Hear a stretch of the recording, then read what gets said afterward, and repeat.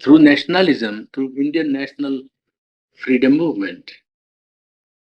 Because Sri Aurobindo was one of the earliest national leaders of the freedom movement.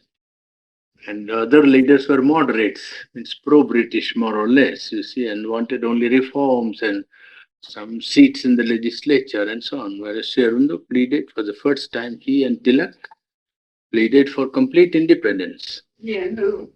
Tilak, Bal Gangadhar Tilak, B.G. Tilak. There were two or three leaders only who stood out for complete independence in the early, 90s, in fact, before 1900. Even in 1893, you see, he was one of those who stood strongly for freedom of India. So that is how indirectly I got introduced to Sri Aurobindo. And because he was national leader and he changed into his spiritual life, I also tried to follow him to find out why he has changed, what has happened, and that's how I got into spiritual life. Through politics, that is to say. Yes. I think everyone here has read your evening talks. Could you tell about your first trip to Pondicherry? In fact, I have written about it in the evening Yeah, talks. you wrote about evening talks and I read it, but I think most of these people haven't read it. So I didn't really. I went, in fact, we had organized under his leadership a revolutionary group, you see, on western coast, means on the coast of Gujarat, in Bombay side. And we were also taking part in the constructive movement of politics, that is to say, in building up young men's associations, building up their physical bodies and forming character and so on.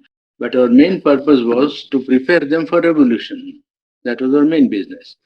So we didn't make it public. You see, naturally, under British government, you couldn't publicly carry out a revolutionary movement. So we kept it behind, and 10 or 11 years we worked at it.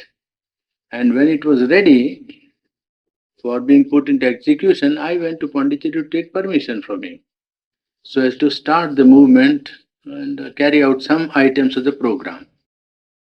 So then he did not give consent to that proposal or that program. He said that India would be free without outbreak of a revolutionary type, means revolution in the sense of extreme use of methods of looting government treasury or resorting to guerrilla warfare. You see, he said that India would be free without that.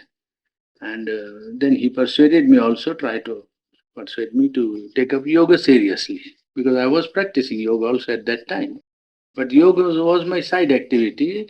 The freedom movement was main activity. You see, that was the idea. So he tried to persuade me, and somehow I got the conviction from him that India would be free without revolutionary movement. So we changed our whole institution, the color of the institution, and made it into a constructive work to build up character and to prepare men of character who would serve a cause or do some work and so on like that. To change the whole organization, which was spread out all over Gujarat. It was a big organization concerning about 2,000 young men and so on.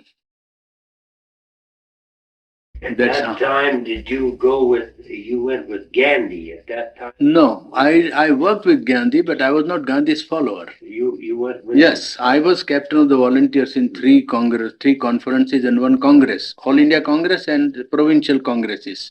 So I was captain of the four or five conferences of Bombay side, and I was captain of the volunteers of All India Congress in Ahmedabad in 1920. You see, and we worked with him. We argued with him also about so many points, and we all do cooperation. And he knew that we didn't believe in his theory as a creed, but we followed the policy and kept to the letter till we were there. We never carried any revolutionary movement into execution. It was after 18 that I went to take permission. You see, and when he didn't permit, we changed our color, so we didn't carry out the program of revolutionary activity, but. He knew that very well, Gandhi. His followers also, Vinoba and all these people I know very well.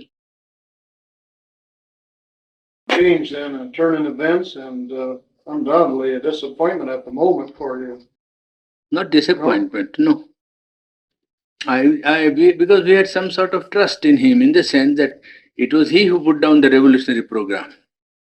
He gave a plan in writing as to how to prepare the outermost circle, the inner circle, and the inmost circle. You see, there were three circles, and the last only knew what was the program, what was to be done, and so on. The middle circle knew very little, and the outermost circle knew nothing practically except public activity, educational work, or physical culture, or the students helping student class, or night school, or something, whatever it was.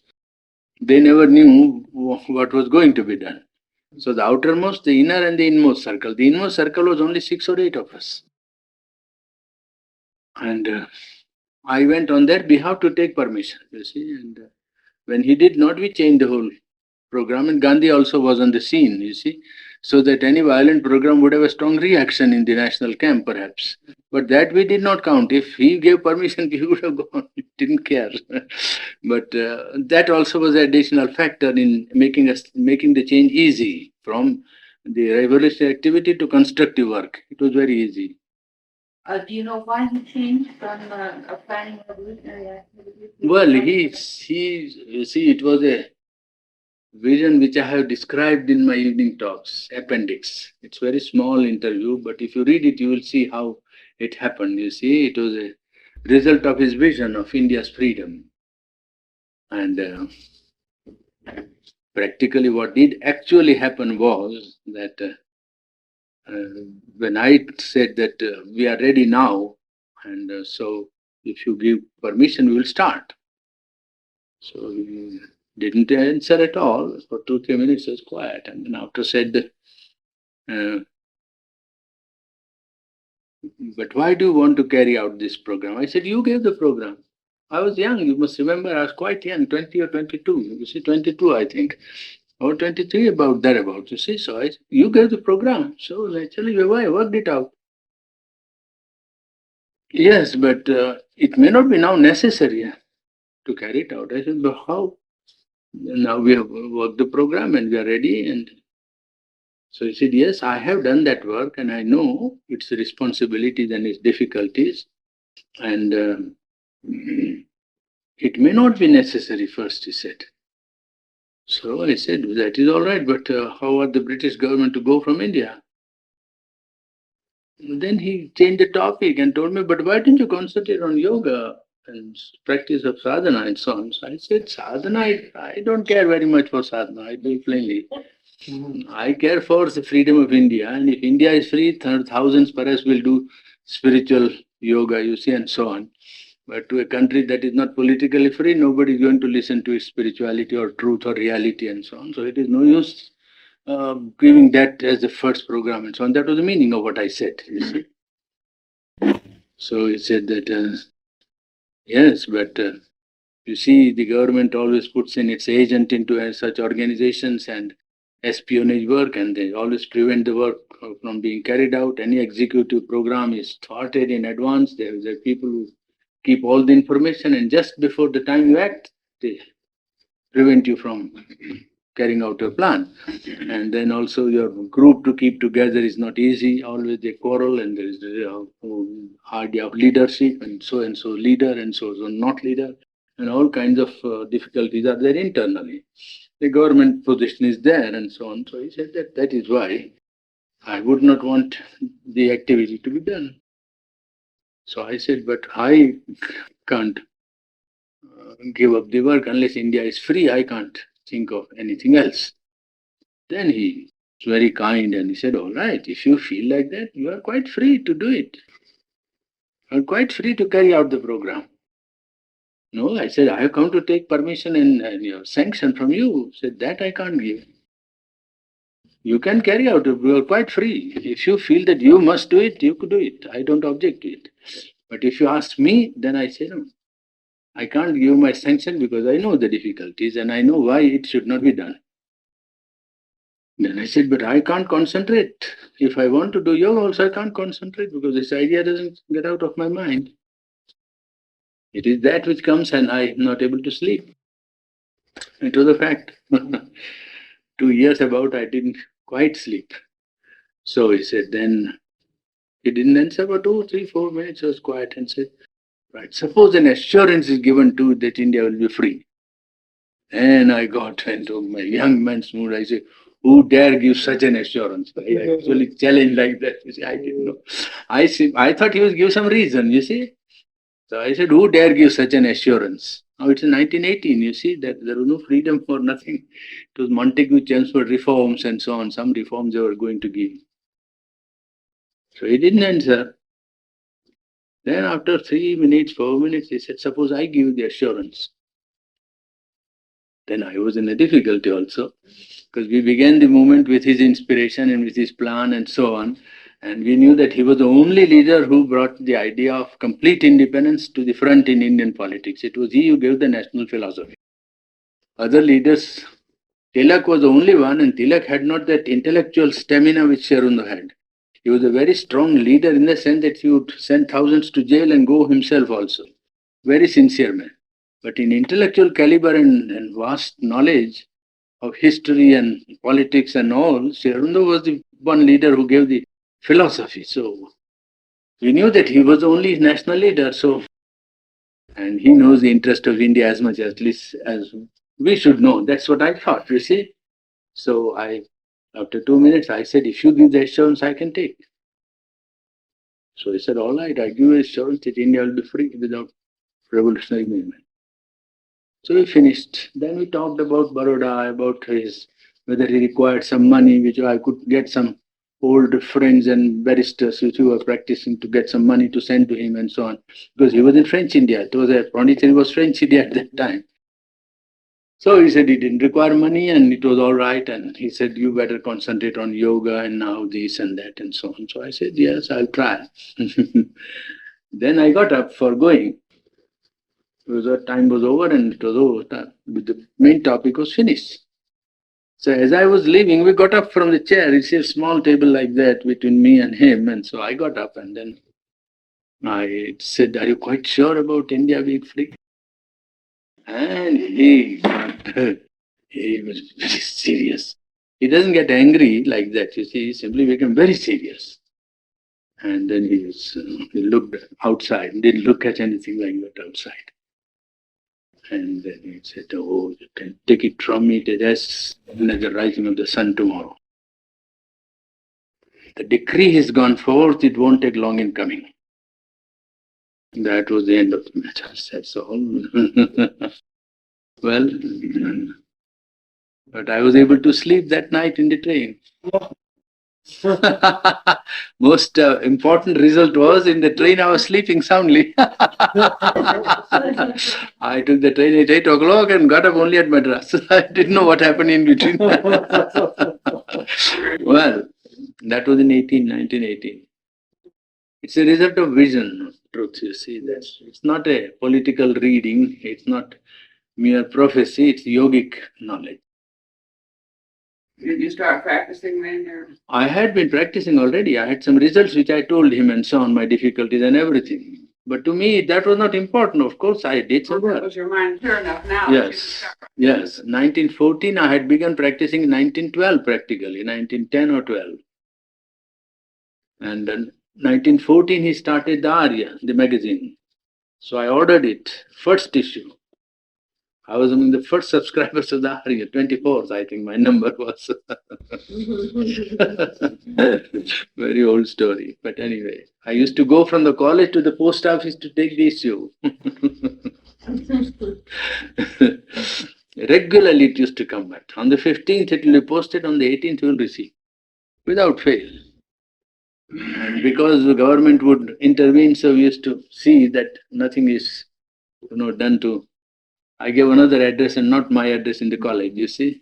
I gave address of a friend, I used to go and pick it up there. Well, that's how we used to read from 1914. So it was regular from the first issue of the Arya. I read. And also, as I was practicing, I fell into his own line of yoga automatically. And so when I went in 18, it was also with that regard to know about my sadhana also. So after that, of course, I made it a main point to pursue. And from That time it was real, that work that I took up. I did national work for 5 years after that. The next 5 years, you're working nationally Yes. to reconstruct the thing, wasn't Yes, it? yes. There was the reconstruction. Yes. The prepare the young men's associations in order to take part in reconstruction of India, you see, and make them also people with strong body, with intellect and character, to turn out many people like that. And because subsequently in the national movement, many of these people were leaders, you see. These young people whom we prepared, they are now, some of them are in the public, you see, life now. Yes, they're in very good positions now. They're good work also. When you dare, they express their obligation. They even now remember, oh, we are what we are because we were there under your training and so on. But that's all time.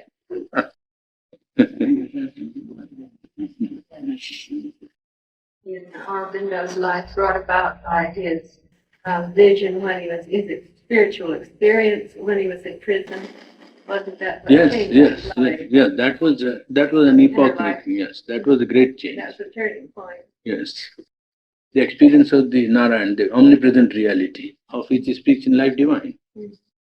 But he first spoke of it in 1909, March 31st.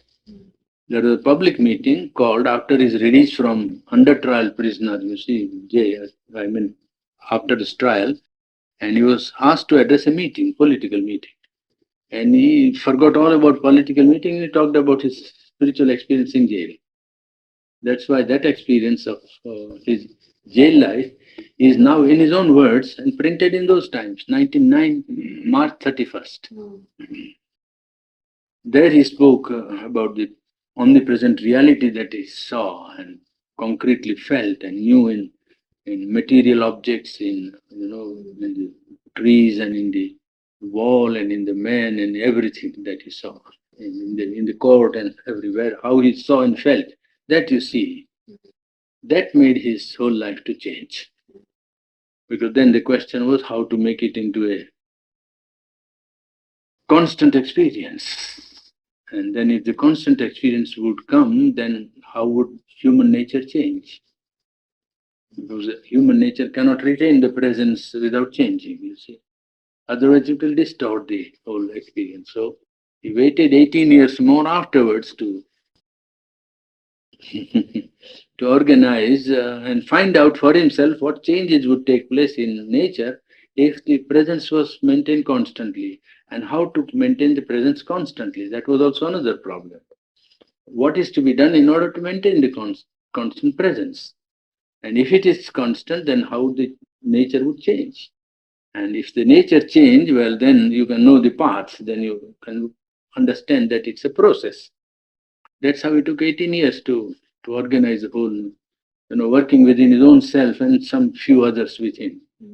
And it was afterward that he gave it out when somebody came and said that you better express what you know and so on in terms of intellect. So Arya was started in 1914, 4 years after that experience. And during Arya, he was developing that experience in himself up to 1922 practically. And those articles that were in the area, what are they published in now? In book form? Book form, all of them are published in book form. Life Divine came chapter by chapter, so Synthesis of Yoga came chapter by chapter, so Gita also came, Veda also came, like the Upanishad, everything came chapter by chapter, and ultimately they were put in book form. Ideal of Human Unity also. It was begun in 16, I think, 2 years after. Do you happen to know Mr. Krishna Menon? No, personally I had not met him. No. He was in England for more than 15 years, and we were all in India. So when I went to England, he was in India government. He's a big boss. Is he of the Brahmanical caste in India? No, Menon is a non-Brahmin caste. He's a non. Yes. Is it Hindu or? Yes, he's in. Don't know, about half a dozen perhaps. I don't remember now. Dozen. Yes. I'd say that's a pretty good number. Yes. Are they the ones that worked with him when they were testing out? Yes, yes, some of them. One or two or three are dead. You see, four perhaps, and so on. The rest that are there are five or six are there. One or two have gone out, and so on. But five or six are there. And you must know it's a long span, 40 years.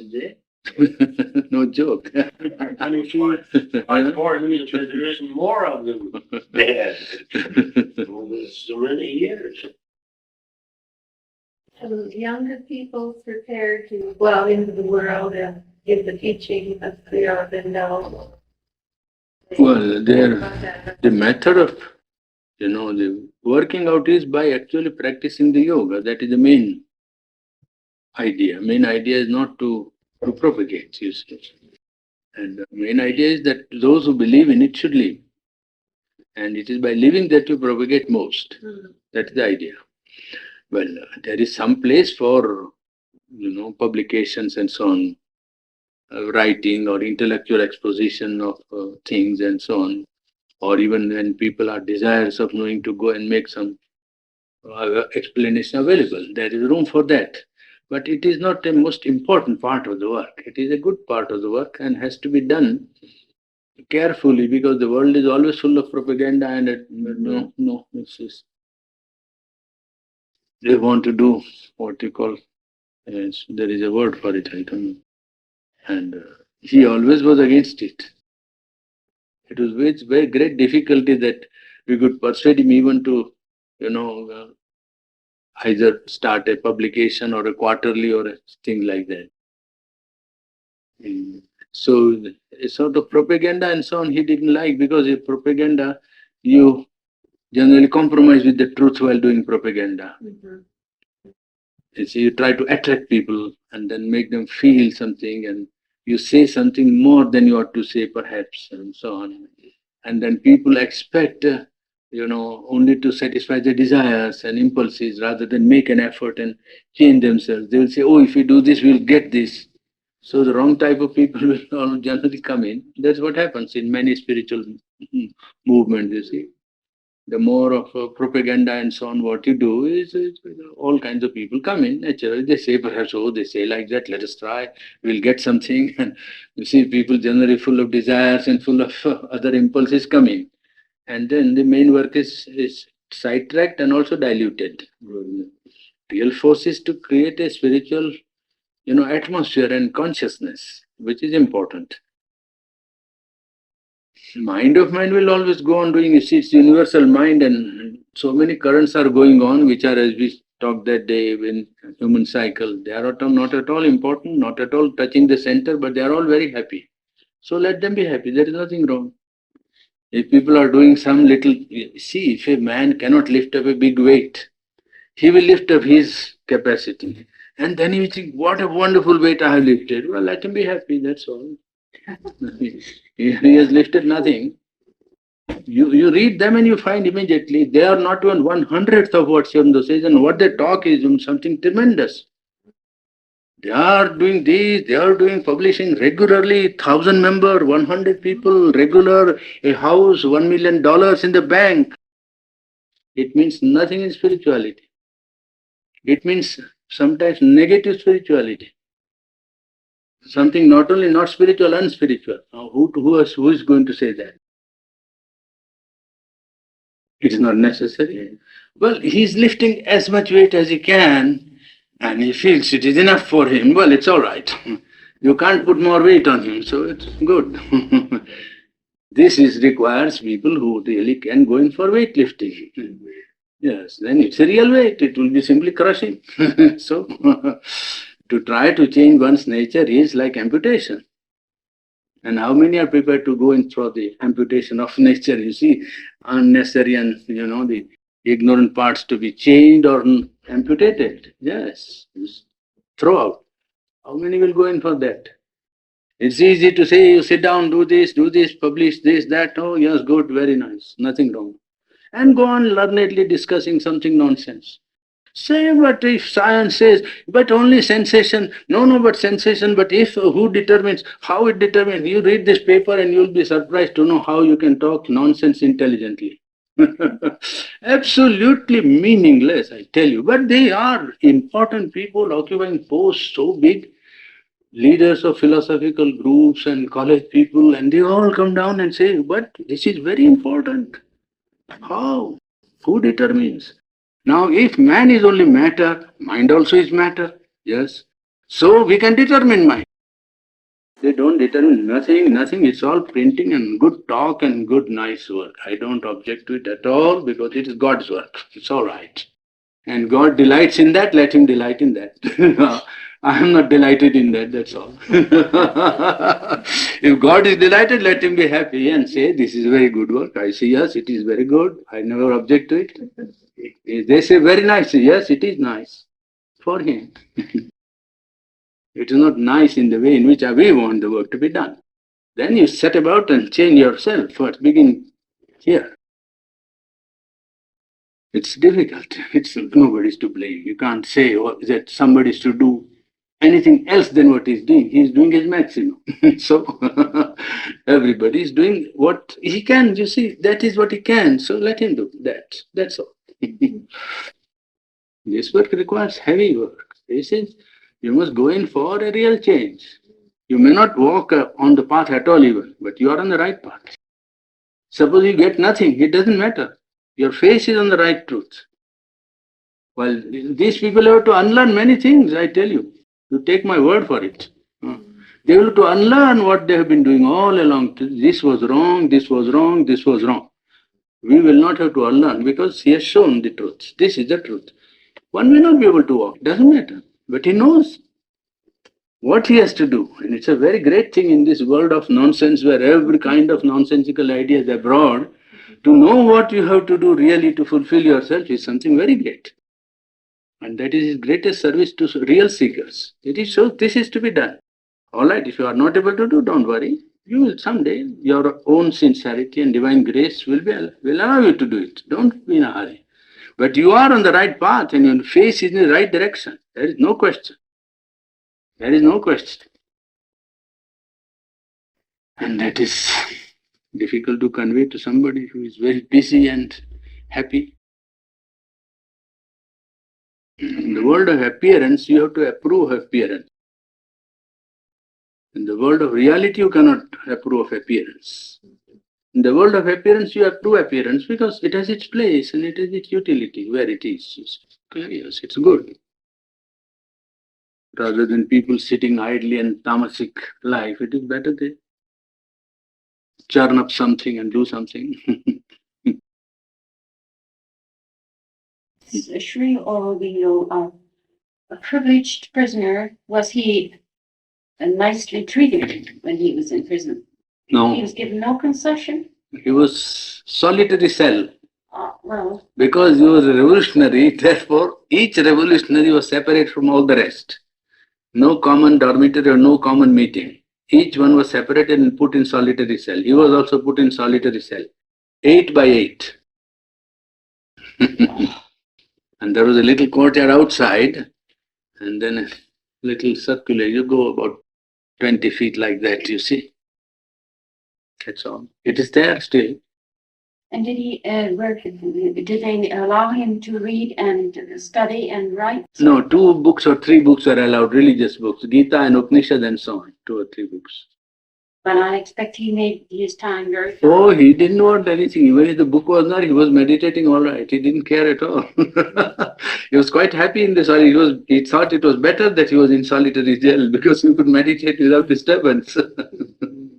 Oh, it didn't disturb him in the least. Not at all. And he spent 2 years that way? No, 1 year. 1 year. 1 year and 1 day. And did he practice the yoga in the Yeah. Upanishads? Yeah, yes, he got some hints also. He was practicing already from 1904. This was in 1908. So he was practicing, and then that gave him many hints about the process, about what is to be done, what is to be realized, and so on. These are hints from his own inner guidance or from Yes, the book. Books also, inner guidance came definitely with the experience. After the experience, he didn't require books. After the jail experience, he took the inner guide as a guidance, you see. The inner presence as a guidance. After 1908, he didn't take any outer guidance. He didn't have a teacher, did he, previously? He met one Vishnu Bhaskar Lele, a Marathi yogi, in 1907 December at Baroda, after the Surat Congress, where the moderates and the extremists came to blows and broke the Congress, you see, the National Congress. And he was at that time in a condition of, feeling how to keep up his yoga and his political work. That was his problem. And he didn't want to give up work, but he didn't also to give up yoga. So Lele at that time came and they asked him for isolating himself for some time, to isolate himself from company for some time. So they retired into a house in Baroda for about 3 days, and they meditated together. And he got an experience which was the first experience of nirvana. It was within 12 hours he got the experience and retained it afterwards for months together. So that was one gain which he get from Lele's, association and company. And Lele himself didn't expect that he would get into that condition, but he got it. And then Lele asked him whether he can depend upon his inner guidance. He said yes, he could. So after 3 months, their association came to an end. From December to February. That was the period, you see. From February 1908, he had no contact with anybody except his own inner guidance. In 1910, he got this experience. So after that, the presence of the divine was his guidance. He got a program laid down by the divine presence in him. This you will have to do. Yoga in 8 limbs, you see. That your yoga will have to go like that. So he put it down in one paper and then tried to follow it out when he went to Pondicherry. See what happened. Like that. Did it follow pretty true to the? Did it follow pretty true to the program? Well, yes, it came up as it developed, and after that, when once the yogi is on his inner life, afterwards it's not doesn't require to to always to consult because the presence is constant. It is when you are not on your feet that you require assurance and going back to mental assurance or intellectual program. Once you are in the inner life, then things are more clear than what mind can make clear, you see. When did you get the first supermental experience? That was in 1926, November 24th, the descent of the overmind consciousness, as a preliminary or as an assurance of the descent of the supermind, you see. It was not the descent of the supermind, but overmind consciousness descended as a promise of the descent of the supermind. Was he given the word overmind to explain or? Yes, he spoke about the overmind. He did. He didn't write about it in the Arya, it was not there. But after the Arya, after 1918, the conception and experience became clear. So he wrote about it after 1918, after the whole Arya. After he had finished the Life Divine in the magazine, when he second published the complete Life Divine, he incorporated it in the bigger book. The conception and the experience and the functioning of the overmind. Overmind is the cosmic consciousness without ignorance, if you want to know something about like that. We have done that in Life Divine, so. I know, every question I ask is going to be there for when I get to Life Divine, but I'm only on the first chapter so far. No, it's second chapter. That is the. Were you there when Shurabino passed away? And could you tell us about I understand something. I heard something about a light that descended on him. Well, yes, I attended on him for 12 years every day, so that's all right. From 1938 to 1950. Every day I was with him, half a dozen, 6 of us were with him always. 3, 4, 2, 3, like that, always with him. After he got the fracture of the femur, the right leg, he had an accident in 1938, November 23. Next day was the darshan. It was just on the eve of the darshan that he got the accident and the fracture of the right femur. It was due to the increase of prostate gland enlargement that the crisis was precipitated in 1950. You see. And it was developing from 1946 practically. But nobody ever suspected or thought that it would take the turn that it did in 1950. You see, from April 1950, it was becoming more aggravated and more aggravated. And while in 1950, August it became very acute, and in November it became practically a crisis. But still the darshan was there, and he came out on November 24th with all that. You see. It was only obstruction of the urine, that's all, and retention. I think 2/3 or 3/4 of retention for about more than a year, I think. More than a year, you see. And it had no other reaction except that it was inconvenient, that's all. But then after November, that's on 24th, the precipitation of the crisis came on. And by 5th December, he left his body. That's why it was only 15 days. Hardly 15 days. Number 24th, 27th, 28th, and December 5th. You see. It didn't take him much. Or wasn't there any sort of diuretics or anything like that would have helped? No. It was enlargement of the prostate gland, the complete, the obstruction of the urine. And it was not one day's work, it was developing from 46, but for 1 year and a half, it was tremendous. The only surprise was that the crisis lasted so long. I think the period of it. If you retain 2/3 or 3/4 of urine, well, yes, you know that you are in for some crisis in 2 3 days, perhaps. This lasted for months together. Months together. Nothing happened.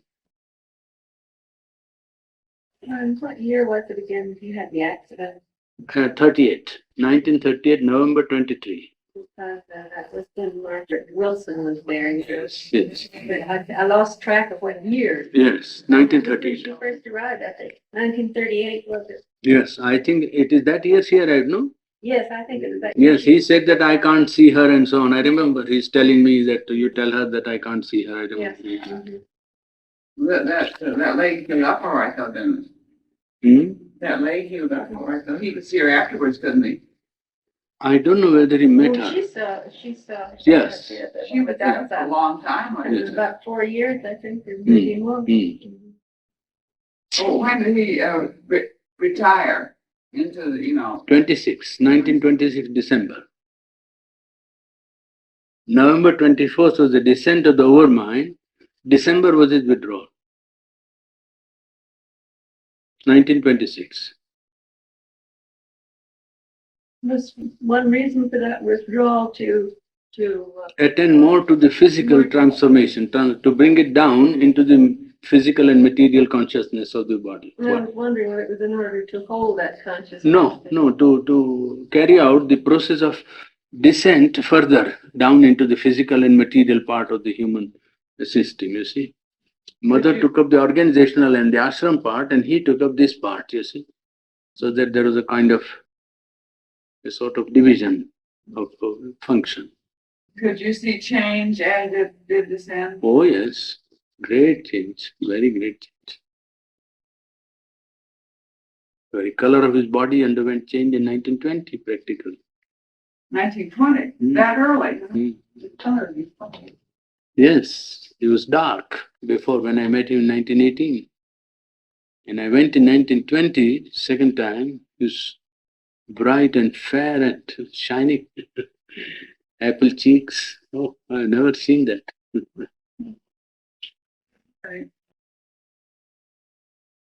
The whole, Yes, whole body had undergone a change. at Very 20, and yet he And didn't. yet he didn't, I told him, he said, no, I have to wait. He said, I have to bring it. This is in the vital and nervous system, what you see, he told.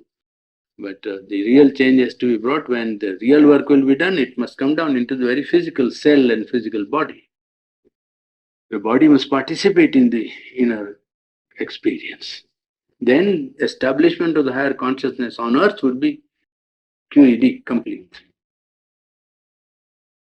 Well, in the, that little booklet, you know, the passing of Sri Aurobindo, Oh, yes. it mentioned something about the radiance. Yes, it was the body was shining, that is true. Body was more shining than it was when he held it, you see, with his vital force. It was brighter in that respect, fairer and brighter. The color became whiter. Well, There are people who saw the radiance also. There were thousands allowed to pass by the court, you see, like that. You see, one side, people or public was allowed to pass by. Some 50,000 people perhaps might have passed. And some ashram people and some outsiders saw the light. But the color of the body without seeing any light was visible. The change was visible to anybody who could come. Because 4 days the French doctor had to come and certify. You can't keep a dead body more than 12 hours or 1 day at the maximum. That's a law there, you see. In all the parts, I mean, in every city there's a law. So you can't keep it. So every day the medical, you see, men from the medical college, I mean, hospital used to come, French doctor, and certify that it is all right and you can keep. You have to keep every day he had to do every that. day. So how long was he kept in? 100 hours. About 4 days. Full 4 days. And then was he buried? Yes, buried in the ashram compound where the samadhi is there. If you see the. He wasn't cremated? No. No. Because of the Yes, yes. change in the body. Yes. It was there in the ashram compound. You see, the samadhi is the place where he was. Yeah. Well, normally, the Indian custom is to cremate. Yes. Because yes. of the work he had done on Yes. spiritualizing the body, Yes. this wanted to be held. Yes, naturally. For that, you have also sometimes to get government sanction, but the whole government knew his place, so there was no question of it and so on. The government easily won't allow anyone to do like that because they must go to the place where it is, or cremation or interment, you see. But that because he was all world figure in one sense, and then it was necessary to keep the body in the ashram, it was all right. I think that's interesting, the fact that normally you would cremate, but because of the work he'd done, it keeps the whole process anchored on earth. Yes. There's no doubt about it. There's some all meditate there only. Sit down for meditation. The whole ashram, 2,000 of them, not one or two. On the 24th of April and on 4th and 10th of December. More than Write these dates down with pencil. 4th of April, 24th of April is the day of meditation round the Samadhi, and 4th December and 10th December. and why are those days? Because that's the day on which he left his body, and 10th December is the day on which he was buried there. So, Yeah. on that day, their meditation in the ashram. What was it about the 24th?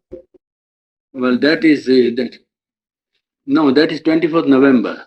24th November 1926. The descent of the overmind consciousness.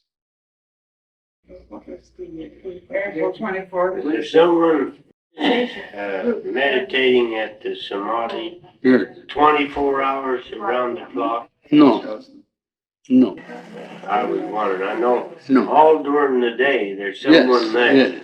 But Oh, that is going on all the year round. yeah, That all way, the yes, year round. yes. But what I meant, I was wondering if somebody would, if they take shifts during the night.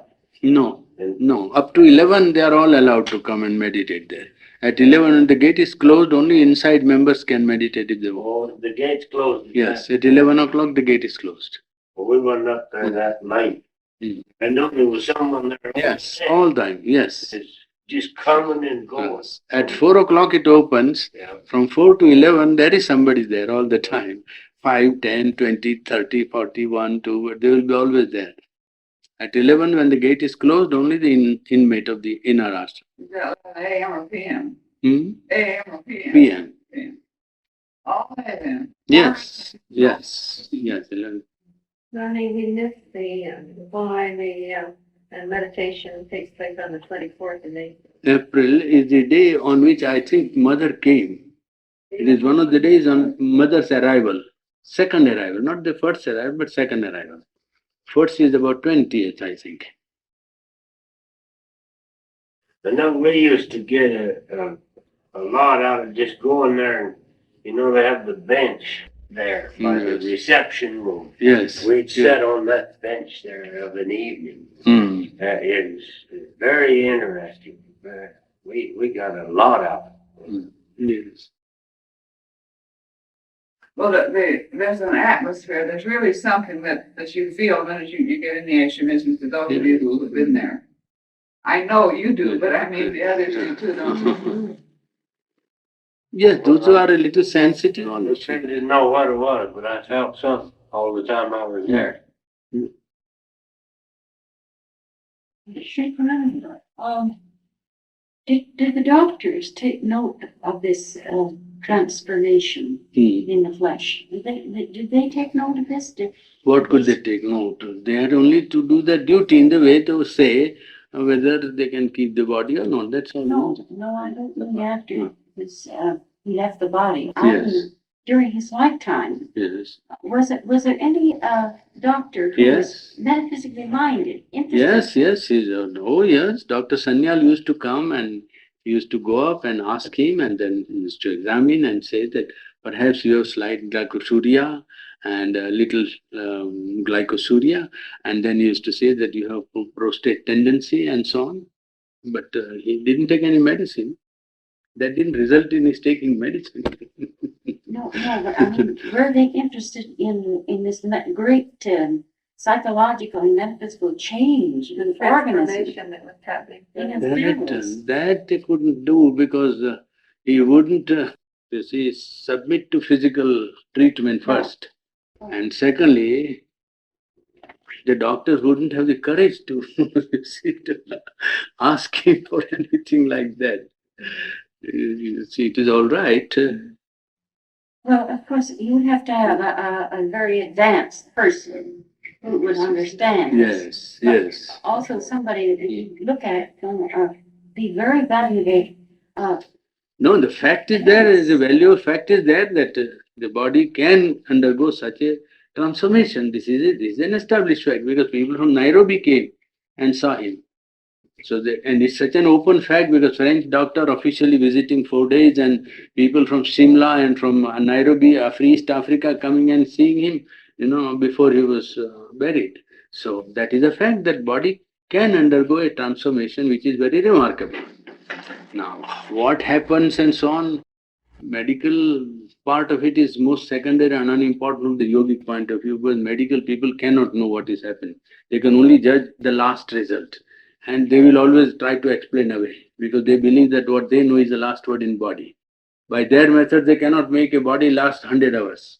You see, and if you make the body stand remain incorrupt 100 hours after the life is gone, they will say, they will always try to concoct a more impossible explanation. You see, so the medical people and the science-minded people are the people who have no understanding that there is a reality which is beyond sense.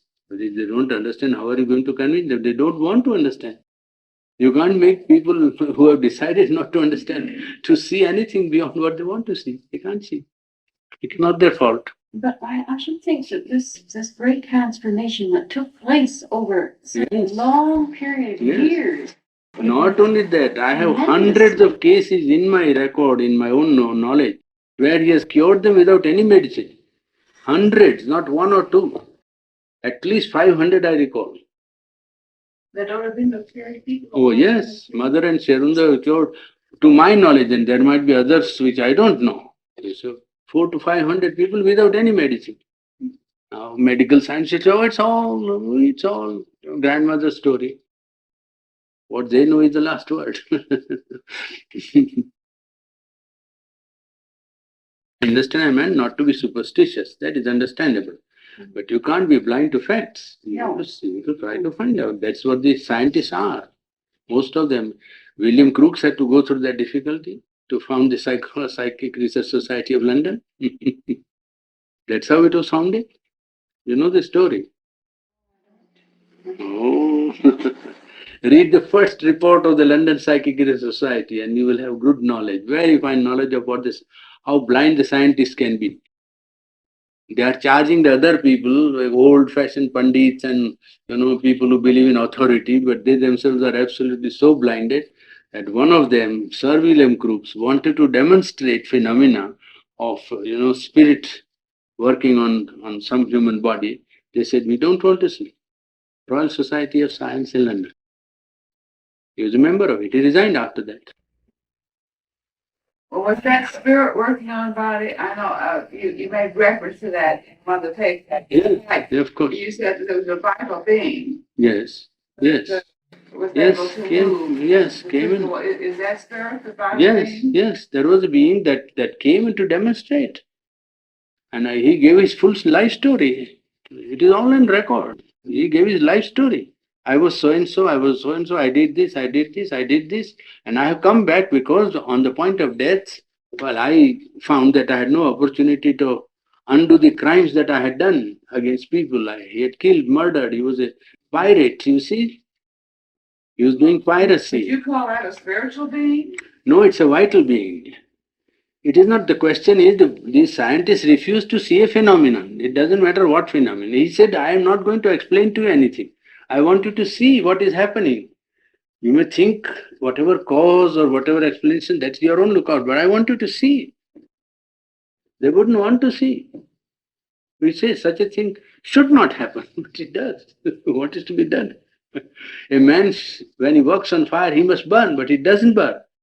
Yes, I know that. We don't want to see. No. All right, you can shut your eyes.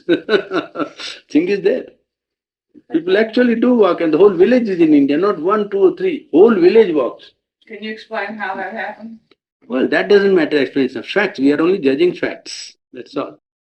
That there are supra-physical realities which impinge on the material plane of life and can intervene by some processes. You have to know the technique or process. For everything there is a technique. Why not? So Sir William Crookes had to start the London Psychic Research Society in opposition. And who was the other man? The first man who found the electron also, Edward, whose son died, Raymond, you see. Oh, at Oliver Lodge. Yeah, Oliver Lodge. Sir Oliver Lodge and William Crookes. It is they, and they both are scientists, mind. Both were scientists. The inner world took, the right persons to come in, you see. Well, now this seclusion. When you went into seclusion, he went into seclusion. Yes, but he was working all along with his consciousness. Yes. You see, work is not done by the body only, or idea or thought, or coming out only.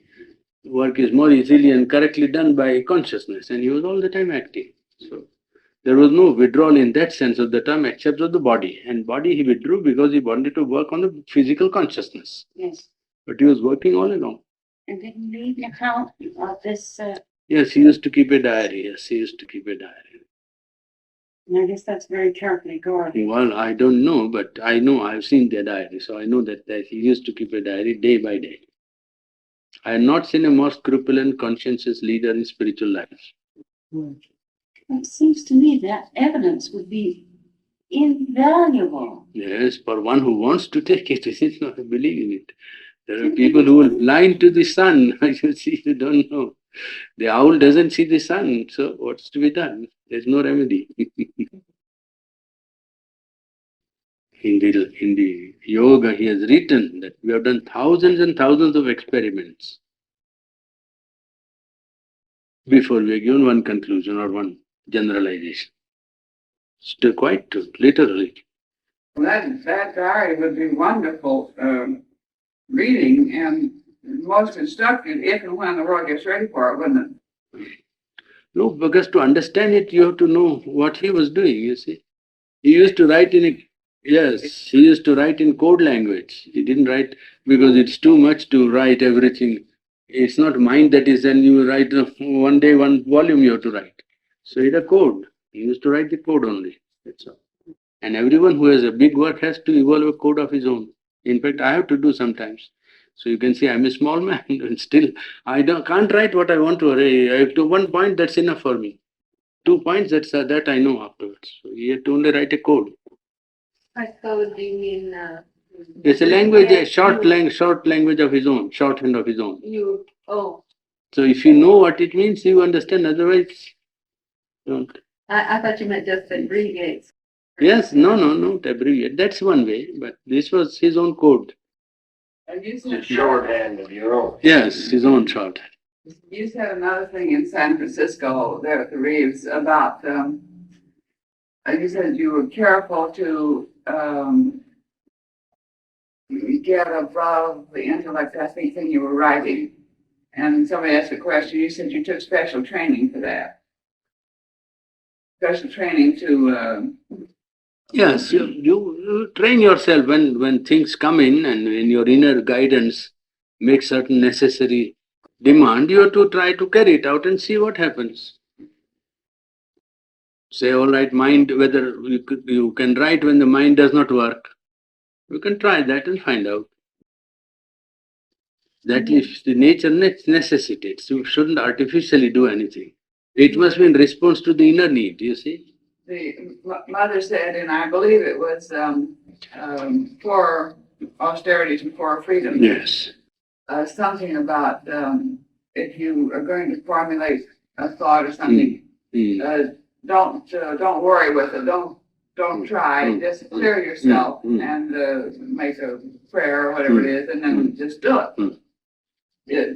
Am I saying it proper, more or less? Yes, you can do it like that if you have an opening. If you are open. If you have an opening, yes, to the higher knowledge. Well, isn't that where she said that in? If you have no opening and if you do nothing, then nothing will come, perhaps. You see? You must have an opening to the higher consciousness beyond mind. That itself is a work. You see, to keep the mind silent or passive, completely inactive, and open to something above. And when that happens, or when you can be, so to say, in command of that, means whenever you want, supposing it is not constant, doesn't matter, whenever you want, when you can get into it, it's all right. Just right down to. An opening is there and it's. it's. Until you get your Yes. If the opening is there, it's safe, quite all right, because you will get what is necessary. How do you know whether the opening's there or not? And by experience, whether the mind is silent or not, whether your mind is active and meddling into it, or whether it is receiving, and when you see it, you can see that this is not a mind that has worked out. What comes is known by its character. And the way in which it arises, you know that this is. You can tell which planes you're working on by how you express how it comes up. This I found fascinating. In yoga and life divine, both we had to go through that process of explaining. Yoga. And life divine, both in dealing with both of them, we had to make this idea clear of the functions of the psychological consciousness of man. Well, those books will be, those papers will be very valuable when they get ready for people, won't they? Well, this is for some people who want to clear understanding, it will be good, I think. The rest of them, and you will say, but what is consciousness? And they go on talking about consciousness without knowing one word about it. It is surprising, really. So nice that people can be happy. Good. Time will come and have to know, though. You have to go through all these steps. You have to go through mind and beyond it, don't you? Yes. No. These are the people who don't want to go beyond mind and they want to add infinite and go on talking. That's all. Oh. You say consciousness, then, but what is consciousness? Now that's all. And then you can go on talking about consciousness without being conscious. Yes, I'm sure of that. But what I meant, if the person is polarized or open in the heart center and not necessarily mental, at some stage in order to have complete control of all the planes, you do have to go through the stage of mind and then ultimately sometimes Yes. go beyond mind too, don't you? Yes. You can use your mind in its legitimate function Yeah. to seek the truth and not to be deceived by appearances. That you can say. Not to take everything for granted, not to be superstitious, not to be exaggerated in what you accept, not to be attached to ideas or preference to ideas, not to take as if to accept only what you like, in impersonality, detachment, seeking only for the truth. Well, if you maintain that, mind can give you very good guidance. Mind is a very important instrument. But then if you make mind the judge of everything, well, then the whole process is changed afterwards. Afterwards, you're all the time seated in the mind and mind and mind, and then you are doing mental work, which is good work, nothing wrong in it, but it's mental work. There. How did the school at the ashram start? See, there was one disciple who had 4 or 5 children, and he could manage, as many parents can't. And he was in utter despair as to how to educate his children. So he was trying to get a private teacher, send them to boarding house, send them to some school where they could be kept and all that. He tried 1 or 2 years, but no result, no good result. He was disappointed. All that cost him money without giving any education to his children. So he asked me also to get some teacher for his children, and I tried, and we are trying to arrange something. In the meantime, he came to Pondicherry. And he talked to mother. Mother was not very willing to take up the work because it means a big work and long process and so on. But he said, no, if you take up, and mother said it will require a lot of money to equip and to begin, and very beginning capital will be a lot. And he said, no, I will give the money if you start and if you begin and so. So when he was so insistent, mother thought, all right, to give him trial. That's how it began with 5 or 6 children like that, you see. And one house was bought, and then changes were made in it to make it fit for students to stay and the school to start, and cost him some few thousand of rupees. And we bought another house next adjoining, and well, then more people also wanted to send their children, and well, it went on like that. It's now 13 years. That's how it started. Wonderful. So nobody wanted to start a school, but this man came and said he wants his children to be educated. Well, that became the starting point. Do brilliant men and women in different fields of cultural life and scholastic learning come there? Yes, there are many. Classes? Yes. And how many children and young people have they now? About 420, 30. And Oh. about how many are taking the university course? Well, it depends. I think university means the whole group might be about 75 to 100. Well, that's pretty wonderful. Wonderful. Top. What's the age? Yes. Mhm. From 6, 5 to 7 it starts, and up to 20 or 22 it goes. Many of them receive all their education. in Yes, yes, yes, yes, 15 yes. years, but They're all the time there. So. It's, Yes, please. yes, it is costly in one sense, but they don't charge for teaching, but still there is other things, you see. For teaching, they don't charge. The teachers are not people who work for being there. The teachers are not paid. But even then, education is always an expense, even in the richest countries. I'm sure, even in America, education never pays. Education only costs.